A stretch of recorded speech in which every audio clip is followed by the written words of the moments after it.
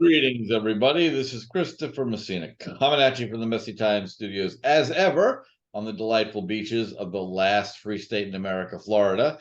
Joined today in the studios, the end of July 2023, is David Blackmon, energy consultant, writer, and podcaster extraordinaire. And I've gotten to know David recently, and would love to hear kind of what he's got to say on a range of topics. We're gonna kick it off just as we always do. David, thank you so much for taking the time to come on in. How are you?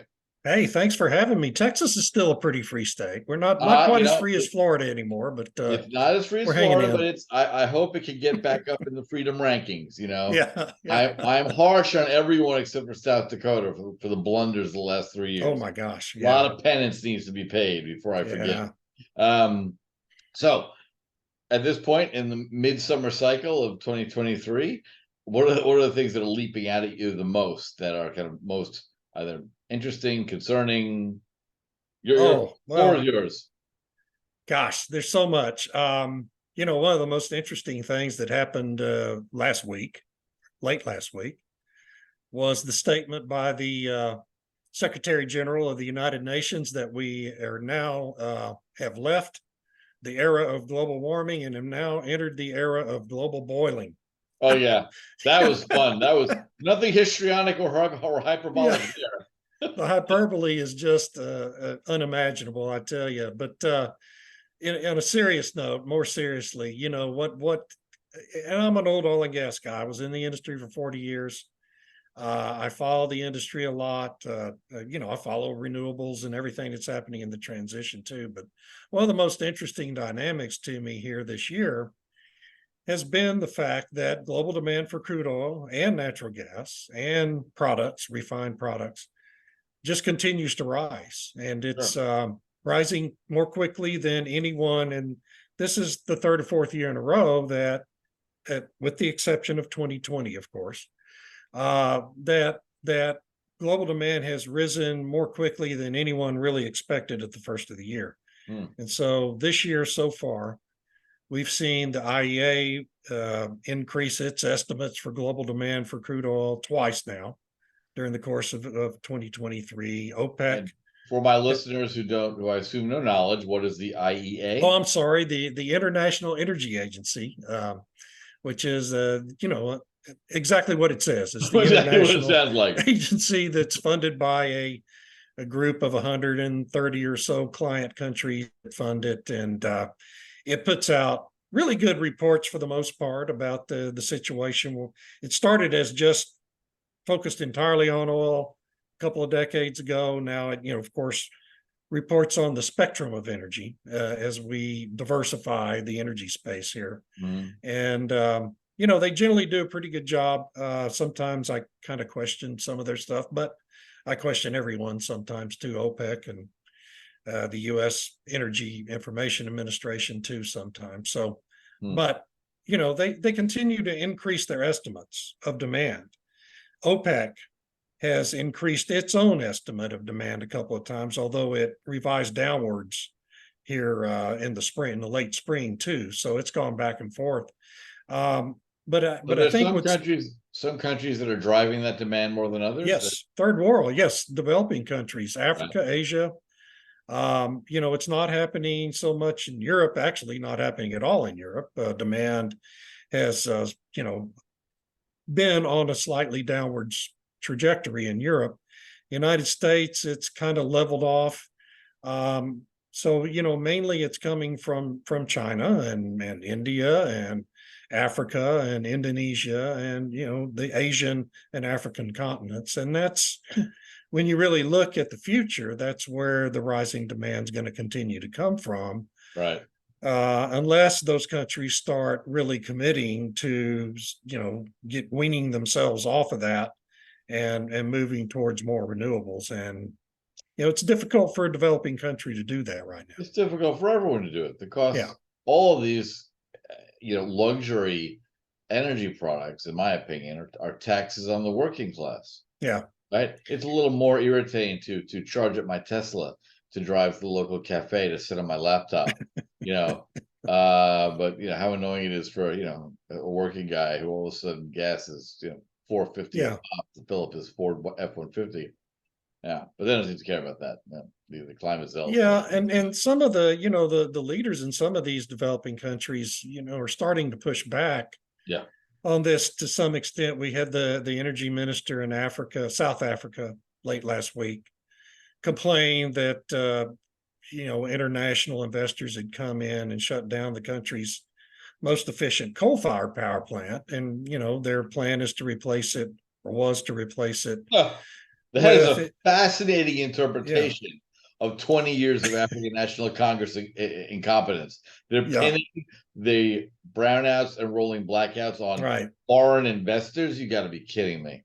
Right, and so they shut down 1,000 megawatt coal plant, replaced it with 1,000 megawatts of wind and solar, but of course you're only getting 20% efficiency out of the wind and solar, so you're really replacing 1,000 megawatts with a couple of hundred megawatts of generation, and that doesn't work, and that's part of the reason why they're having the brownouts and blackouts. Of course, you're right. I mean, government mismanagement is the main reason why. On an But epic even now, colossal scale. They were shedding load when I lived there.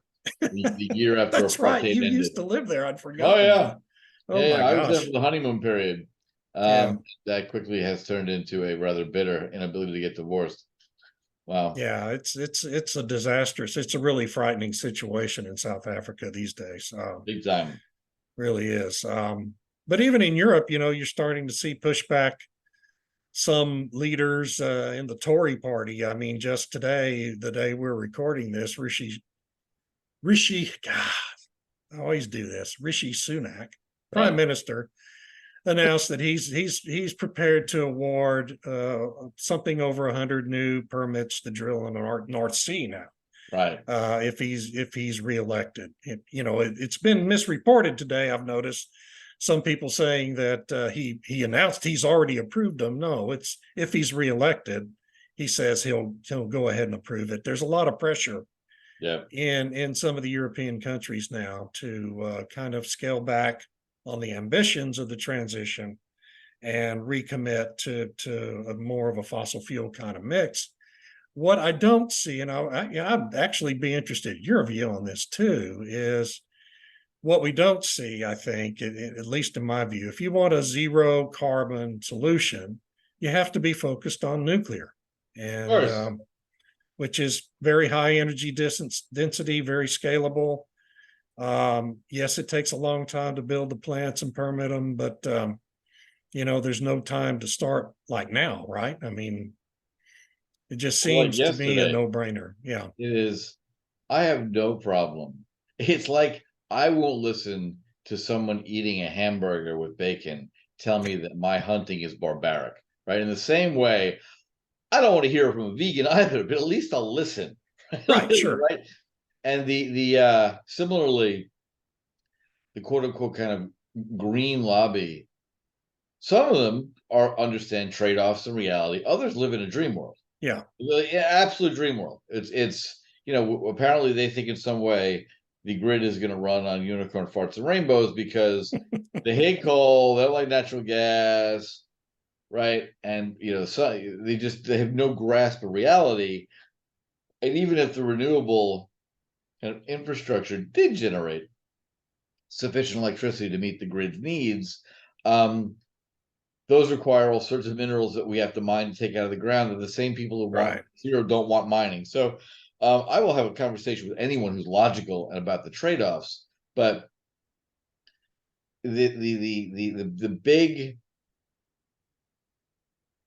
the big need is for more of the kids watching the parade to scream out about this carbon hysteria that the emperor is naked. Like, enough with this nonsense. Yeah. It has turned into a religion with these crazy people. And one undersea volcano last year belched out more carbon I and saw that. heated the oceans more than anything any of us can do. Right. And And until then we can make volcanoes behave, it's just never-ending nonsense. One of my favorite things in all of the U.S. National Park System, which is one of the few things the federal government does that I love, out in Glacier National Park by the visitor center, there's a printed plaque when you're looking up towards one of the glaciers. You've seen this probably. Yes. It says, and this was printed during the Bill Clinton administration when Al Gore was freaking out about carbon. And it declares definitively, enjoy this view now because this glacier will disappear by 2000. Right. Guess what? And it's still there. Still there. And the park administrator, this is what I love about most times, the permanent bureaucracy in Washington drives me out of my mind. But sometimes I love it because the way the park system is structured, the park superintendent in a given park is king or queen. And this king has decided, like, if I have to work here till I'm 100, I'm not going because that plaque is staying. They may be printed, they may be put it up. It was nonsense then, it's stupid now, and I'm leaving it there. And I'm leaving it there. Yeah, I've actually seen that plaque. It's great. Pretty incredible. So ridiculous. And there's so much of that sort of thing happening. You talk about the volcano, the volcano in the South Pacific that exploded in February of last year. Yeah. Put 15 trillion tons or billion tons of water into the upper atmosphere. Evaporated straight up. Right. Greenhouse gas, water vapor. Right. Yep. Yeah. More greenhouse gas than humanity emits in a century or something like that, some crazy number. And but we're worried about improving the efficiency of electric transformers that already perform at 97% efficiency now. Yes, it's madness. I mean, that's what our government's focused on. The sooner this gets skewered and the sooner people stop bowing down to this nonsense, and it is beholden on all of us who are basically uncancelable to say it the loudest. Right. I'm a mining executive. Cancel. Kidding me? If 10 million people got on Twitter and labeled me a carbon denier, that'd be great for my business. It'd be phenomenal. Yeah, right. More investment faster.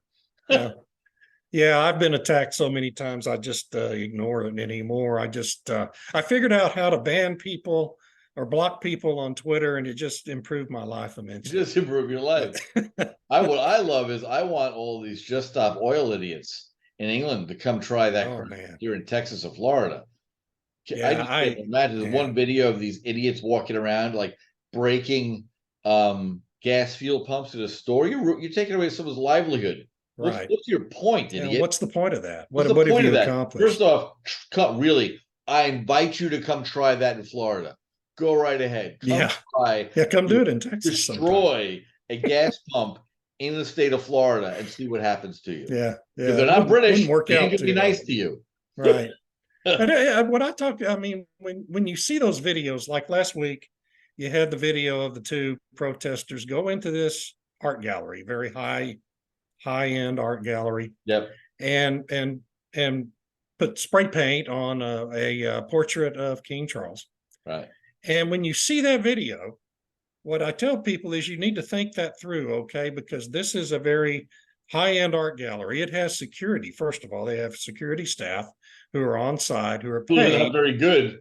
And they're not very good. Well, either that. So this is a metal can of paint, right? So they have metal detectors and wands that they're wanding everybody down. They're inspecting purses. If that can was brought in, that paint's brought in a can. Yep. The soup is brought in an open can, the soup they pour on these paint.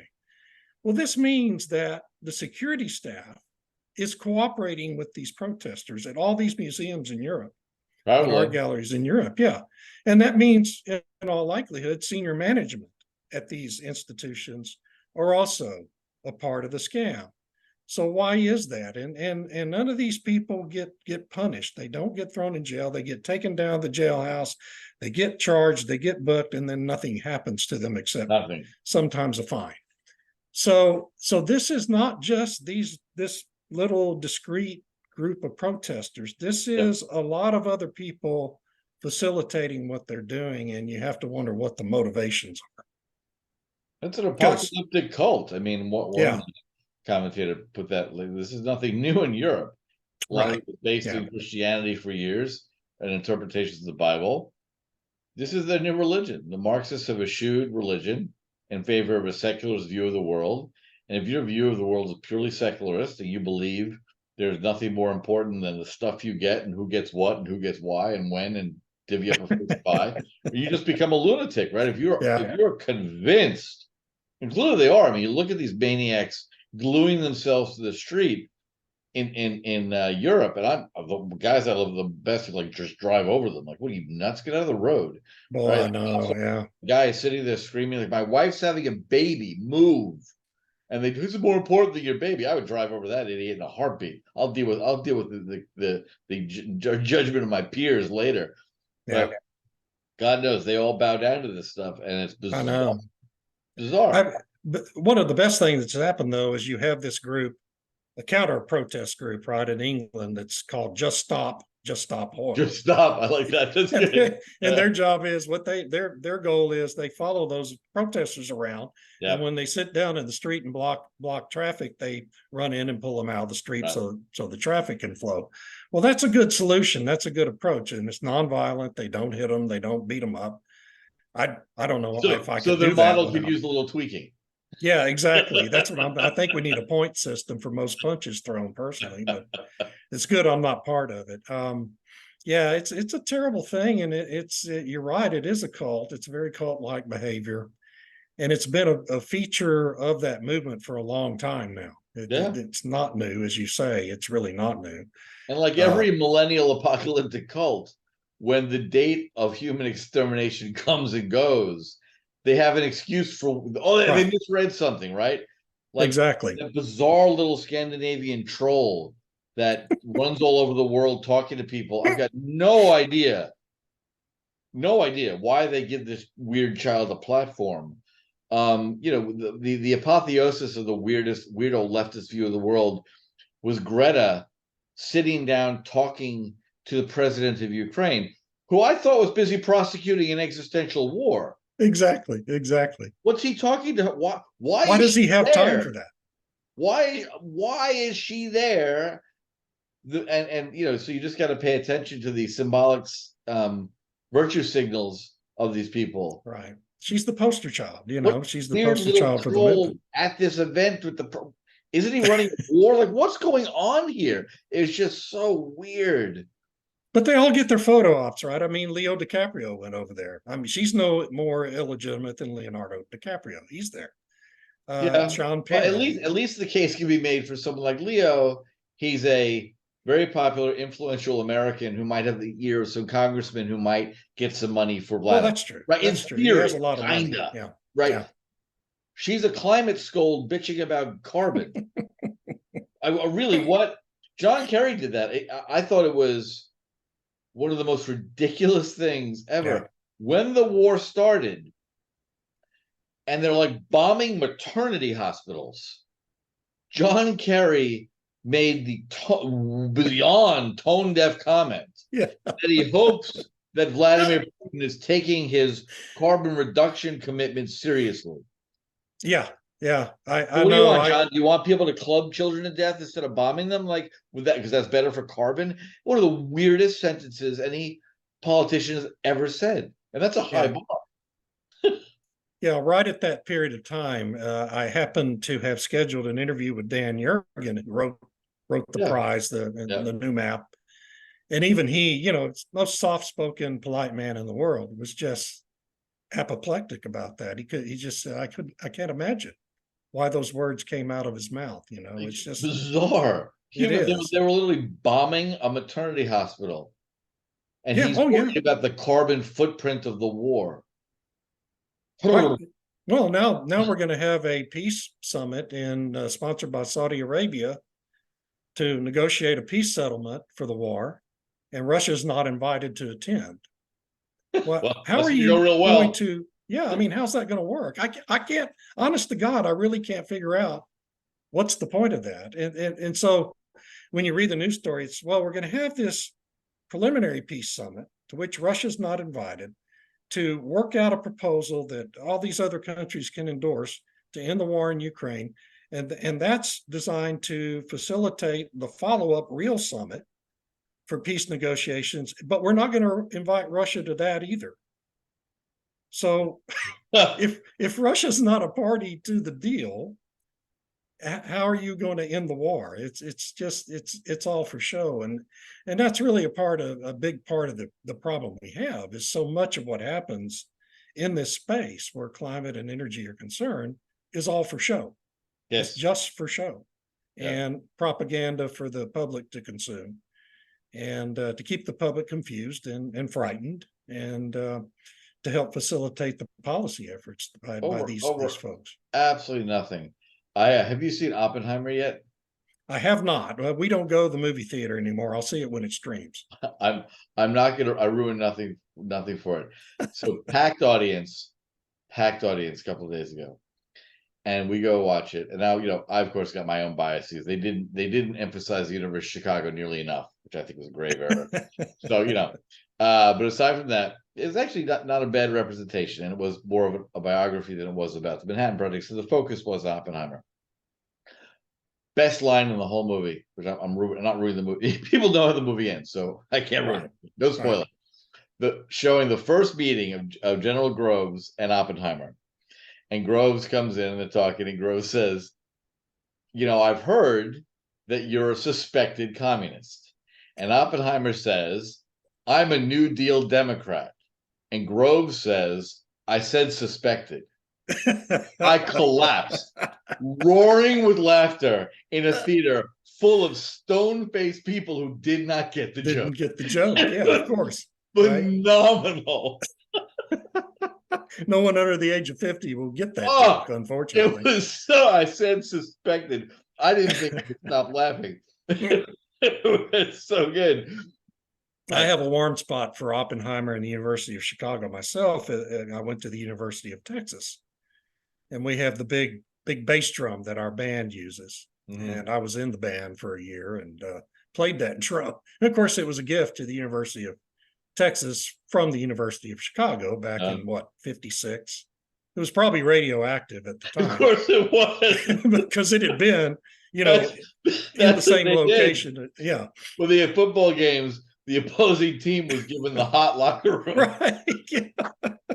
Because the lab was underneath the football stadium. Yeah.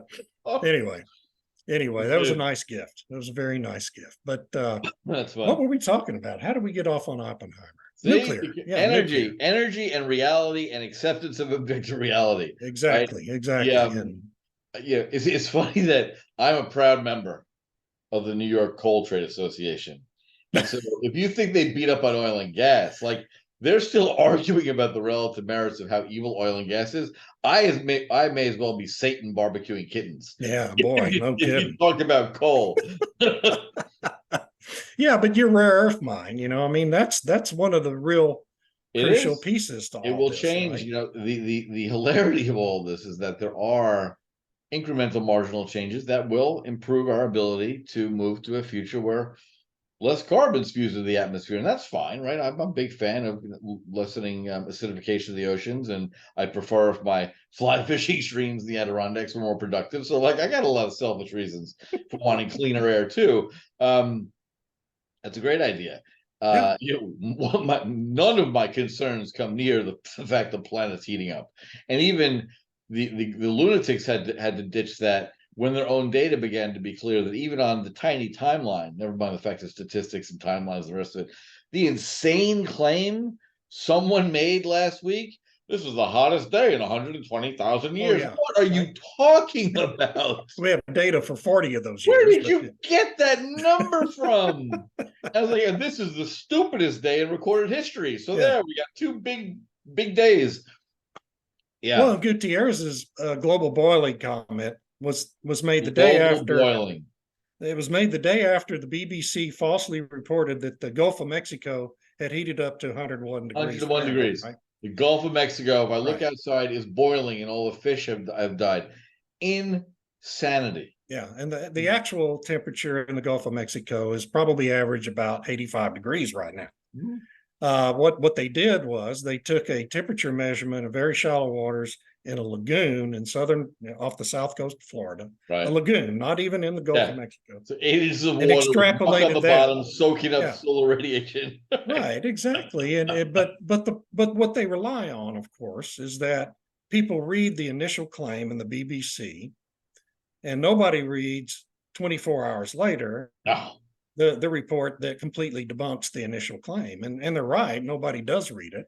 no. Compared to the audience that is aware of the initial claim. And so I'd be willing to bet 5 years from now that 101 degree temperature reading that the BBC reported is going to end up in children's textbooks. Oh, it's gonna be part of the reported as religious fact. canon. You Yeah, bet. yeah, Oh, exactly. yeah, of course. So it's a lot to fight, man. I don't know how you ever get past it, really. It's a really good question, and because I remember this came up. I was sitting in a geophysics. Never forget this. Sitting in geophysics class at the University of Chicago in the spring of 1990. Okay, and someone in the class. So this guy is an earth scientist, a geologist, right? Smart as hell, doing all kinds of fun, brilliant stuff with the planet, planetary systems, and someone says something about global warming. Never forget it. He turned around with one of the erasers from a chalkboard. Kids will have to go look up what that was, and hurled it with like insanely impressive accuracy and beamed this guy right in the chest. He's like, if you talk about that bullshit fantasy in this class, A, you get an F, B, you're out of here. I don't want to hear it. And it was great. It was just fantastic. He's like, nonsense, absolute nonsense. I will not listen to this crap. Moving on. Right. Yeah, exactly. But of course, if a professor did that now, there would be all sorts of complaints filed. In Chicago, he still might slide by. Well, maybe so. Maybe Had so. he thrown it at a woman, it would have been a problem. Fired. He threw it at a football player. That's I think right. he judged correctly in the instance. The right. He's a big dude, but anyway, I think you're right. He did show some judgment. I can't see him beating some 90-pound female student. Oh no! Oh no! Why can't she have things thrown at her too? We're not supposed to talk about that. I don't know, but it's a fascinating question. It's certainly not a scientific or statistical question, because anyone who understands statistics knows that it's nonsense. So, but it has become an article of faith, a serious article of faith. It is, yeah. Which is really strange, because I think that's the biggest problem with folks in industry, or at least politicians who understand statistics, is those folks who are most focused on bringing back a rational discussion, they think they're having a rational argument, but they're not having a rational. They themselves are proposing rational arguments, but the people they're talking to are religious zealots, right, who aren't listening. A, don't understand what the hell they're talking about, and B, and they're not capable of introspection, right? Oh. I mean, they've lost the ability to engage in introspection. They're not self-aware. And so you end up with, it's exactly the same thing. It is a religious cult. It's a religious exercise. And, it's typically pretty hard to re-educate people who have gone that far. You got to plow on and ignore them. I mean, right. I'm always happy to have a fun argument, right? But like I've dealt with this crowd for years, especially when the kind of ESG crap came up. And I say that because I remember when it first started. I'm now old enough to remember when these stupid things start, right? Yeah, me too. And my argument at the time when I first heard it, and it was kind of all wrapped up in like Elizabeth Warren kind of nonsense, and a couple of friends on Wall Street and asset management were kind of like, "Well, what's the big deal?" So the big deal is you're agreeing by entering the stadium on their grounds. You're agreeing with their premises. This whole ESG thing presupposes that business people prior to someone squawking about it didn't care about the environment, didn't care about society, and loved crappy governance. Like, you can't address them because their whole premise is that we're awful and evil and they're going to judge us. I reject all those premises, so I'm not going to engage in this discussion. Yeah, and that was my advice too. I remember when the company I was with in 2007 got the first letter I ever saw related from an ESG investor. Yeah. And they called a leadership team meeting and asked me what my opinion was. And I told them, well, you should throw that letter in the trash. Yep. It was from an investor that owned less than 1% of the company's stock. I said, if you respond to them, if you accede to what they're demanding here, you're going to get another letter from them next year demanding more, and every year after that. Yep. And unfortunately, this was a letter that had gone to every company in the oil and gas industry that year. And about 90% of the companies decided to respond. Oh, And so, once you do that, you got on that treadmill and it's over. It's over. And there's no way now to go back. In fact, there's only a way to continue making it a bigger and bigger part of your I budget, have your hope. business. I have hope. Larry Fink, the high priest of ESG asset management, he became an apostate 2 weeks ago. Well, he said he's not going to talk about it in that specific term anymore, right? In That's his just business look. community. He's got what, $2 trillion in their asset management. Yeah. He's going to find a way to walk back Well, he without needs to. I wish he without would. being as aggressive as I am. Right? I would temper my comments too if someone had given me $1 trillion on the basis of my ESG babblings. Sure. So he's got to find a way to realize that I think he's gonna slowly do is the evidence is piled up that every single firm that has run, I think it was Deutsche Bank, but don't quote me. There are a bunch of different banks, all have asset management groups, all of them have ESG funds, right? Sure. And what has become absolutely utterly clear is anyone that is running an ESG fund as defined by the loony left, they underperform. They underperform and they're not meeting their fiduciary responsibility. They underperform, and really critically, in America, where shareholder lawsuits are a big business. Yeah. I came out of Chicago tradition, Milton Friedman, the rest of it. Like, companies are not here because corporations are owned by thousands, if not hundreds of thousands, or sometimes millions of different individuals that own shares in that company. There's no way any company with more than 2 shareholders, even then, can adequately choose which causes to give to. Right. So you take the dividends from that company and you do what you want with it as an individual. But the companies themselves, it is a one-way money-losing proposition to try to choose either right or left, right? Doesn't matter. Exactly. Just shut up, run your business, adhere to the law, employ people, don't discriminate, have no opinion.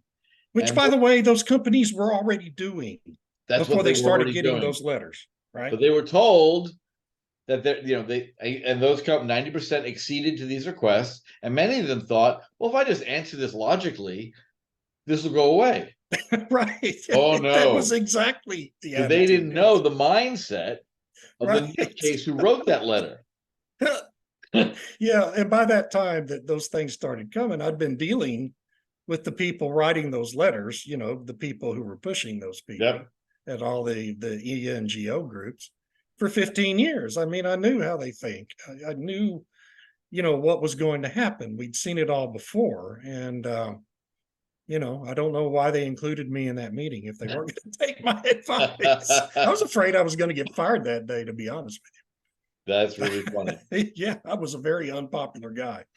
So curious. So with all your experience in the industry, has this sort of weird, utterly non-relevant to business sort of ideological war been the most difficult challenge the oil and gas industry has faced in 40 years, or there have been others that are as impactful?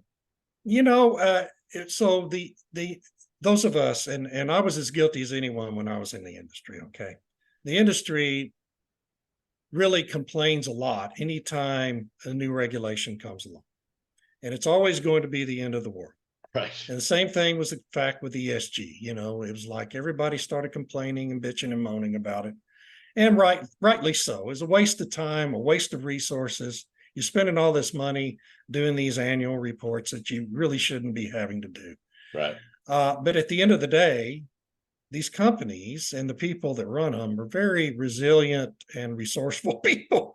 Right. And so it really hasn't been, the biggest challenge are always related to engineering and resources and limitations of resources. And, the biggest challenge was in the 90s when you had the big price crash in the late 90s, not just for oil, but for natural gas at the same time. And everybody's losing money. And so, I mean, the big challenges are always related to science and resources in the oil and gas industry. ESG is a challenge. It's a challenge for every industry, really, not just oil and gas. And I mean, nobody complains more about it than Elon Musk, right? Right. Who Sunday called it, what is it, communism by a different name, right? That's what he Yeah. said ESG is. And he's not wrong about In, that. in large measure, absolutely. Yeah. Right. And I mean, Marxism, maybe not so much just, But it's true. And if you allow yourself to be swayed by these clowns, well, then it's going to be reflected in your performance if you right. ignore it. Um, And so you have to do it. It's just something you have to do. But my whole point back then was, well, you're going to create this problem. Okay.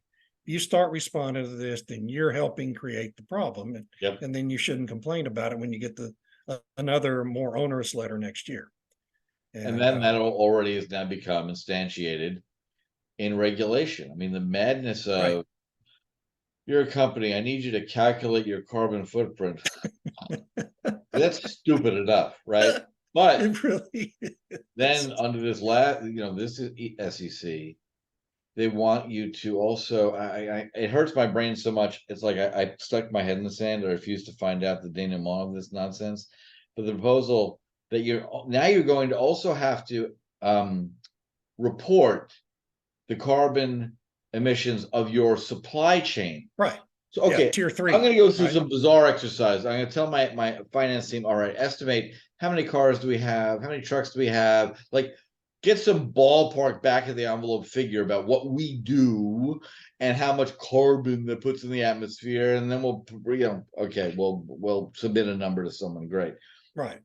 But the idea that I'm then going to also look to my suppliers and estimate, like, Right. what is this kabuki theater about aside from drowning you in paperwork?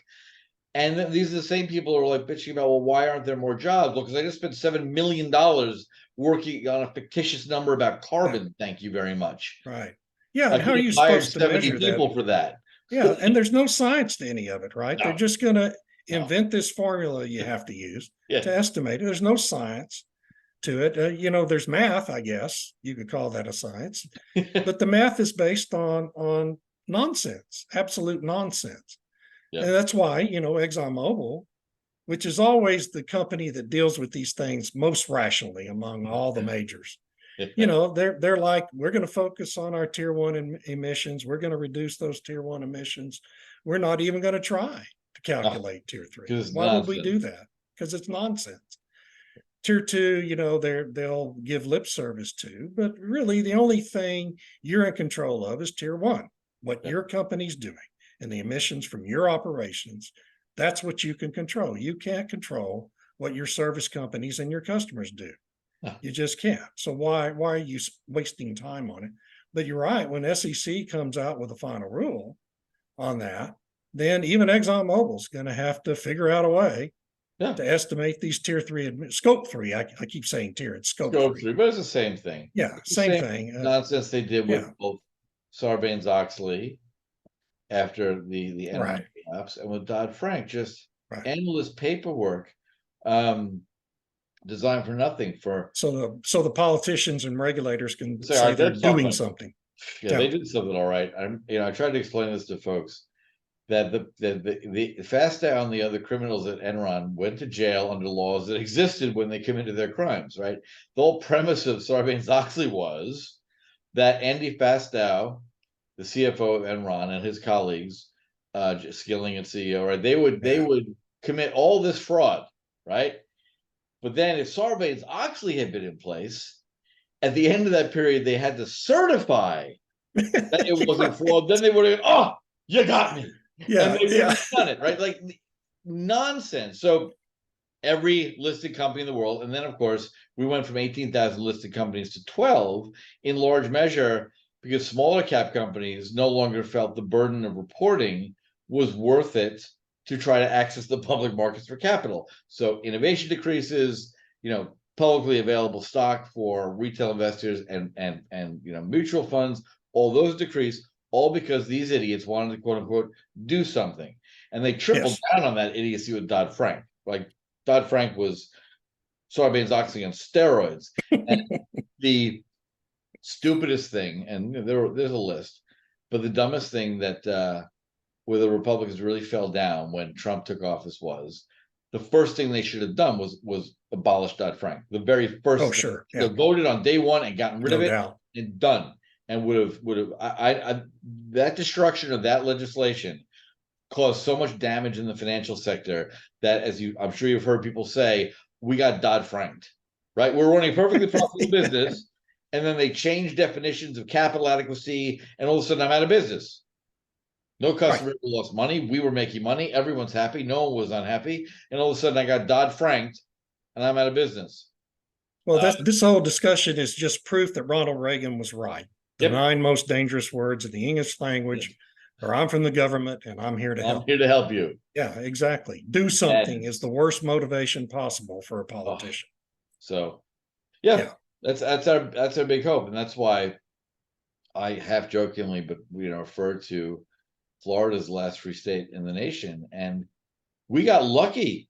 DeSantis beat his competitor by like something terrifying, like 18,000 votes. Yeah, it was when crazy last close. seen, that guy was shacked up in a motel smoking meth with prostitutes, right? Yeah. Like that could have been our governor. Yeah.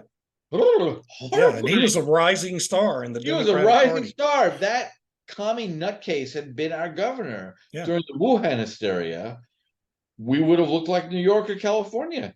I know it's phenomenal how things can be that close. And now Florida, which was a 50-50 state during that, what was that, 2018? Yeah. Just 5 years ago. By 20 points. Yeah. And now it's one of the most one-sided red states in the whole country. That's how fast it can just shift due to people vote with their feet. 18,000 vote differential. Years ago, but I was already here, so looking super prescient. But oh yeah, just craziness. And so what are your thoughts for the let's have some fun. What are your thoughts for the election? What's gonna happen? Well, Democrats first. Who's the candidate? It won't be Joe Biden. I don't know who it will be. God willing, it won't be Kamala Harris. But who else is there? I mean, if it's not Biden or Kamala Harris, it's Gavin Newsom, and I don't know that that's any better. And for the Republicans, Trump is so far ahead. I was really hopeful for DeSantis, frankly, but he waited too long to get in the race and let Trump and the media define him before he even got in.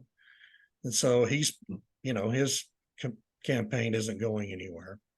And I just, unless the Democrats succeed in throwing Trump in prison, it'll be Trump against whoever the Democrats throw out there. And I think even if they do, he might run for president and win.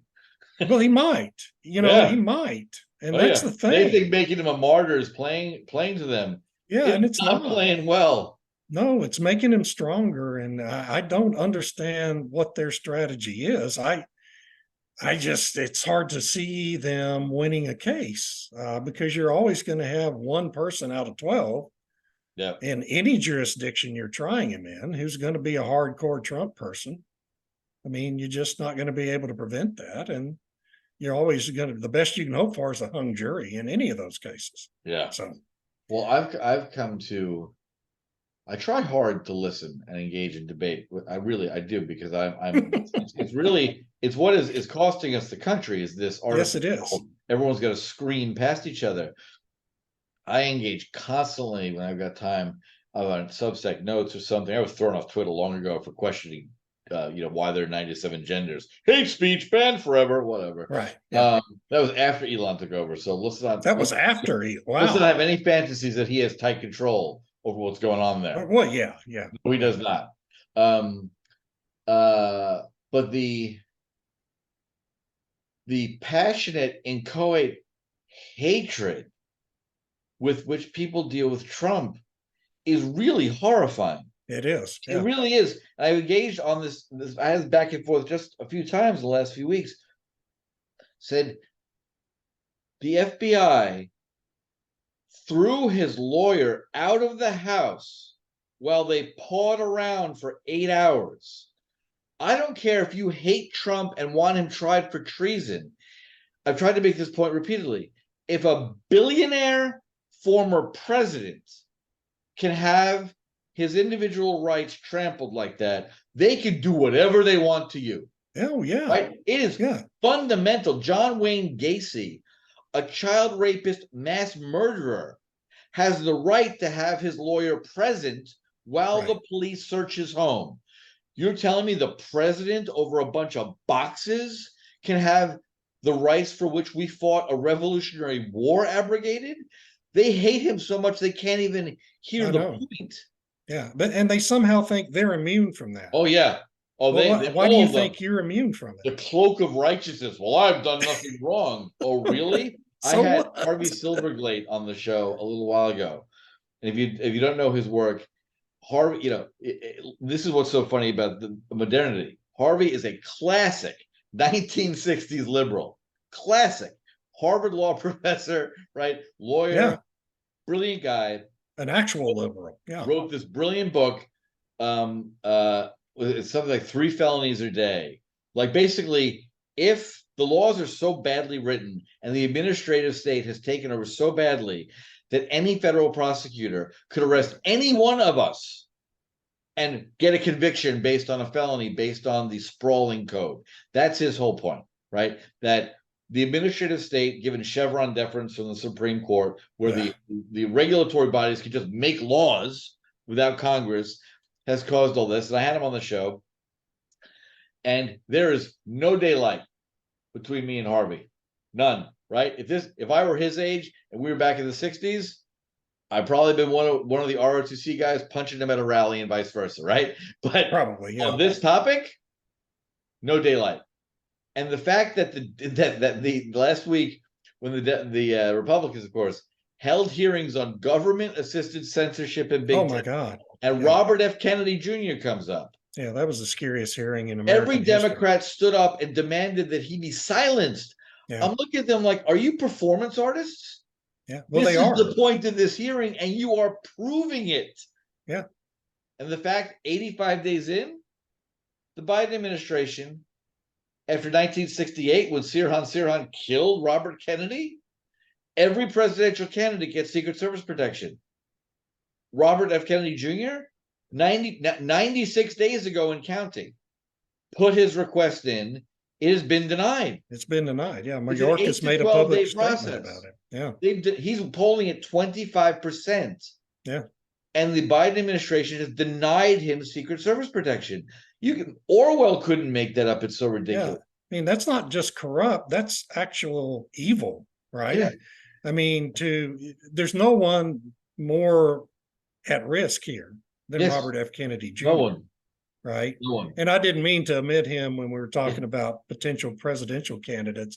I just don't think the DNC would in any way ever allow him to be the nominee. I don't think he'll be invited to speak at the convention.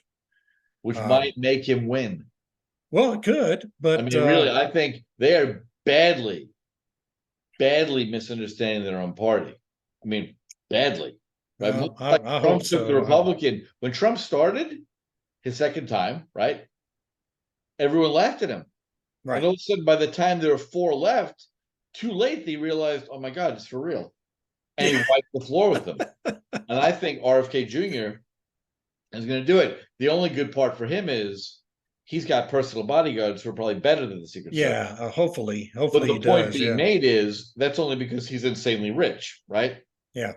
It's not an excuse. Well, we didn't give you protection because you could afford it. That's not the point, right? Remember Rudy Giuliani said that when he became mayor. The police always provide protection. He's like, I'm good. I'll save the taxpayer money, right? I've got these 20 guys who are far more incentivized to keep me alive than you are.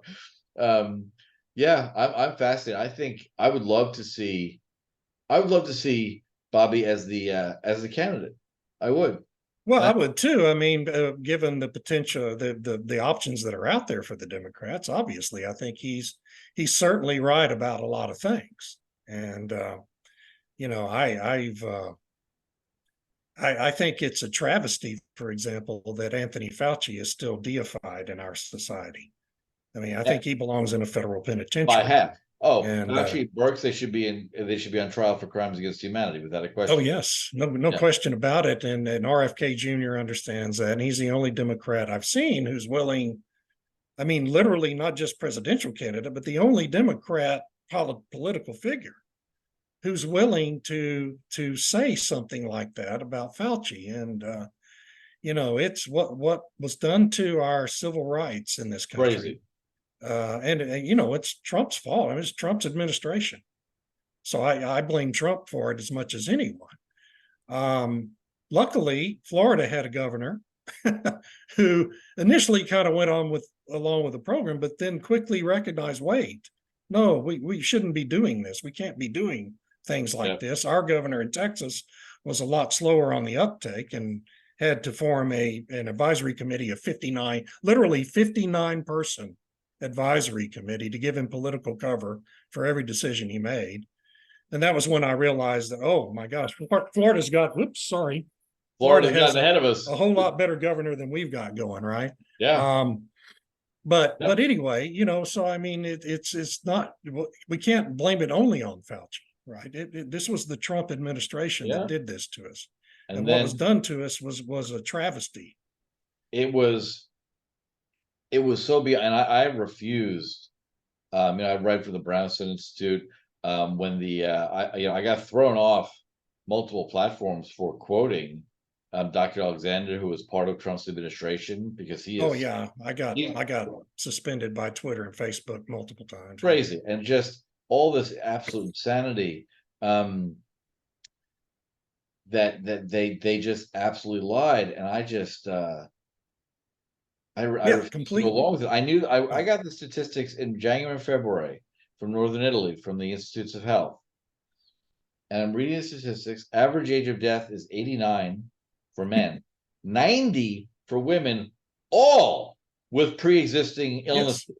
And I'm like, what am I missing here? This used to be called life. You were forcing 4-year-olds to wear masks, right? Yeah.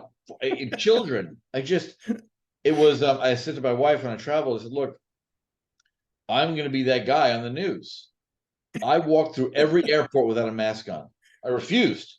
And the entire time on the plane, suck it up. They told you specifically as a matter of carriage, you have to. Irritating, fine. And but I remember I walked through Atlanta, Hartfield, probably 24 times during that whole Wuhan hysteria. And only once did a TSA agent say something to me, like, you have to wear a mask. He said, I'm sorry, I have an IQ exemption. And I moved on. He said nothing. I moved on. That was it. But people bought this nonsense. Oh, yeah. And it became awful. An article of religious faith with these lunatics. When the governor of New Jersey is sending state cops to a private beach to arrest a man sitting alone reading a book. There's the film of the Long Beach cop chasing the jogger down the beach. The only person on the beach. Oh, there's the beach. Madness. In December of 27, Christmas of 2020, we were in North Carolina. So we ventured out of the freedom of Florida, thinking the South is probably okay too, and went up to North Carolina to get some snow. And we're out on Carl Sandburg's house is now a national park, right? So the poet laureate, his house is there, and his barn, and 200 acres of forest, whatever. So we're hiking Christmas Day, snow on the ground, lovely. Me, my family, my dog, and there are two people easily 300 yards away calling to me. And I think Southern hospitality, Christmas morning, they're yelling Merry Christmas. It's a long way off to wish me the good tidings, but okay. And as they get closer, I realize, A, they're wearing masks, which is nuts. And they're yelling at me that I'm putting them in danger by not wearing a mask. I'm just looking at them like, please tell me you don't vote. Like, are you for real? Yeah. That was another thing that was a matter of religious cult. Religious belief. Right? The whole thing. 3 football fields away in a forest with 0-degree temperatures, and they're worried that I'm going to give them the Wuhan flu from that distance. Madness. Yes, absolute madness. But now we have chatter, and just this takes us full circle to where we started, right? Climate lockdowns. Yep. So we started talking about the potential for Joe Biden to declare a national emergency to address climate change. Right. Lockdowns is a strategy that people at the WEF and other advocates of this kind of totalitarian behavior Yep. want to implement in our society, Yeah. and people need to be aware of that. Yeah. You think you want to get in your car and drive from Detroit to LA for a road trip with your buddies? No, you got to fill out a form and ask permission. Yeah.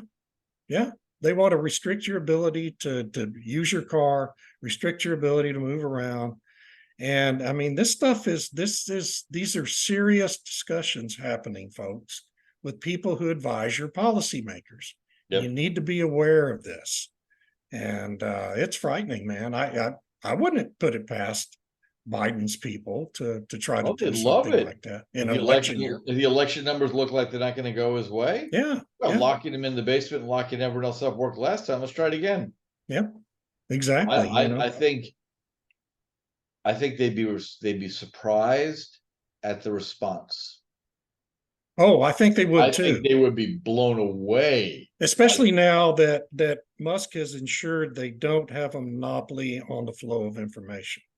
That's the one thing you got to give Musk credit for. Frankly, Substack exists, and Substack because they will not kowtow. That's why I'm at Substack. That's where the explosive growth has come from, because they just will listen.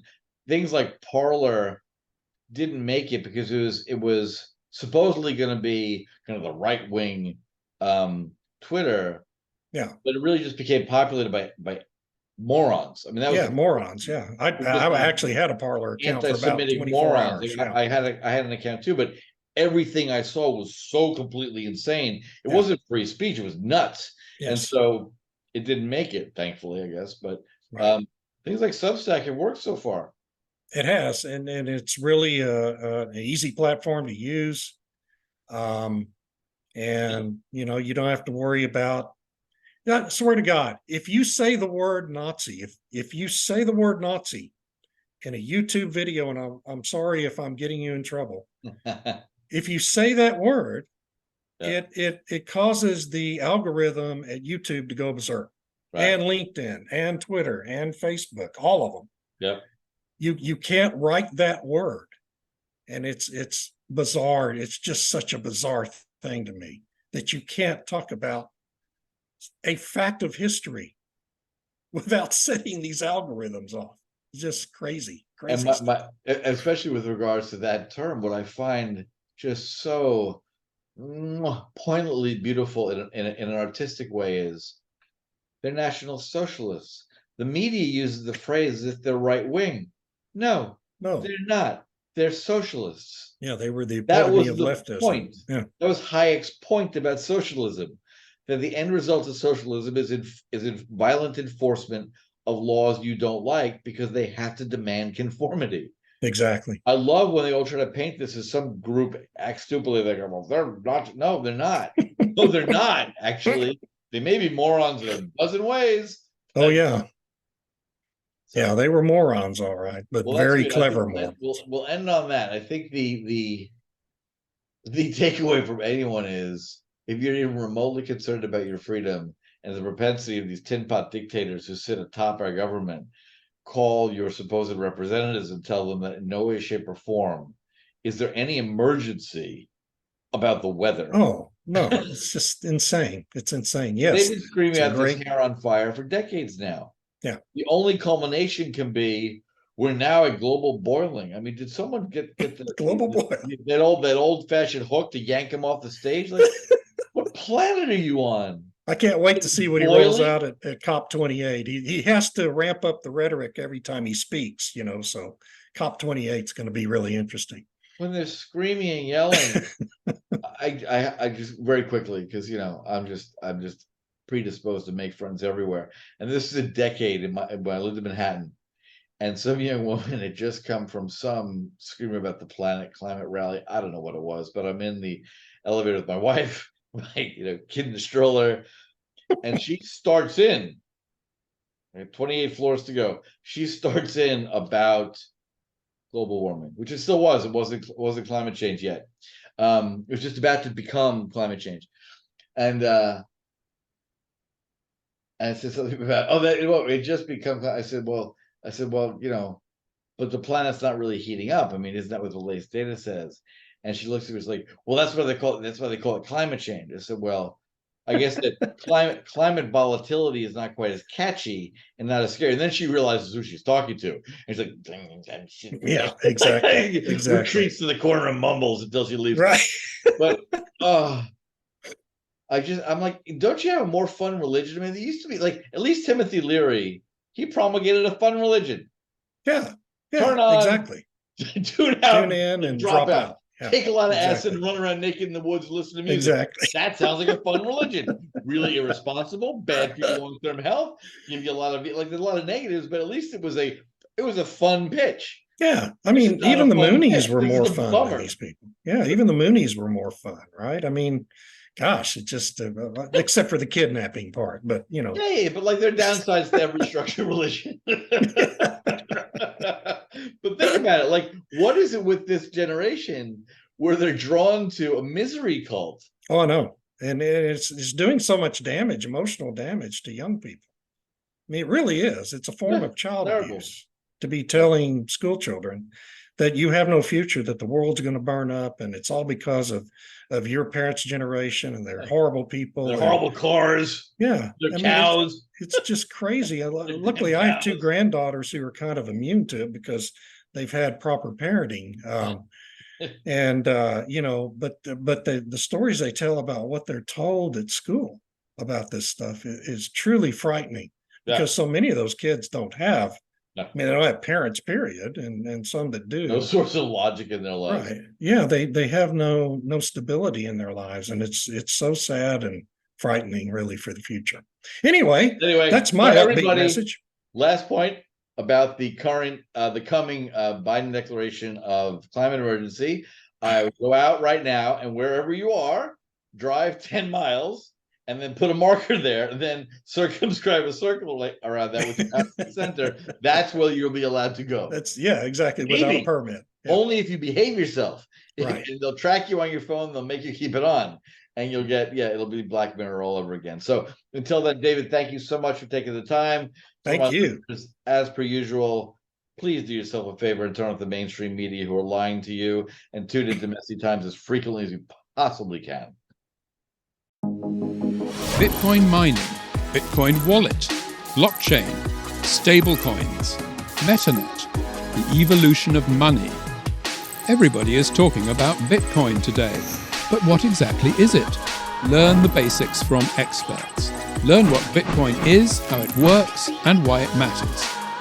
Bitcoin 101, your ultimate guide to the fundamentals of blockchain.